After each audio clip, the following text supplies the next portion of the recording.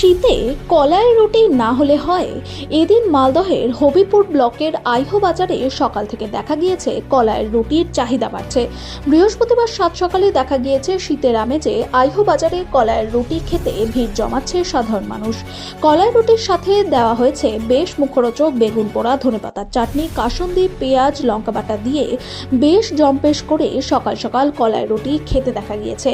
কলাইয়ের রুটি বিক্রেতা জানান, সেভাবে লাভ না হলেও আর্থিক অভাবের কিছুটা সংসারের হাল ফেরাতে কাজ করতে হচ্ছে। প্রায় 4 বছর ধরে এই কলাইয়ের রুটি বিক্রি করে সংসার চালাচ্ছেন, যদিও জিনিসের দামের সাথে সাথে রুটির দাম বেড়ে দাঁড়িয়েছে 15 টাকা। আইহি বাজারে তো রুটি বিক্রি করছেন, কেমন সেল হচ্ছে এবং কি কি জিনিস দিয়ে তৈরি করছেন? কলাই রাখা 4 বছর থেকে বেচা কিনা করছি আমি। কেমন বিক্রি হচ্ছে? বেচা কিনা হয়, ভালো হয়। মানে এই শীত আসলেই তো মানে বেশি কিনা? শীত আসলে বেশি হয়, গরমও হয়, কিন্তু গরমের সেলটা কম হয়, শীতে বেশি। শীতে একটু বেশি।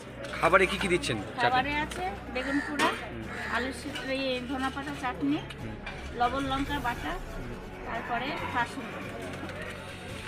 মানে এবছর সেল ভালো হচ্ছে? এবছরের সেল ভালো হচ্ছে। কত করে দাম রাখছেন এটা? 15 টাকা দাম। মানে এই দামে কি মানে পোষাচ্ছে? হ্যাঁ, একটা রুটি 15 টাকা। মানে এই দামে কি মানে পোষায় না, তবু পোষাতে হচ্ছে। মানে এটার উপর নির্ভর করে সংসার চলছে আপনাদের? শীতের সময় বেশি টেস্ট হয় নাকি? কি কি দিচ্ছে রুটিতে?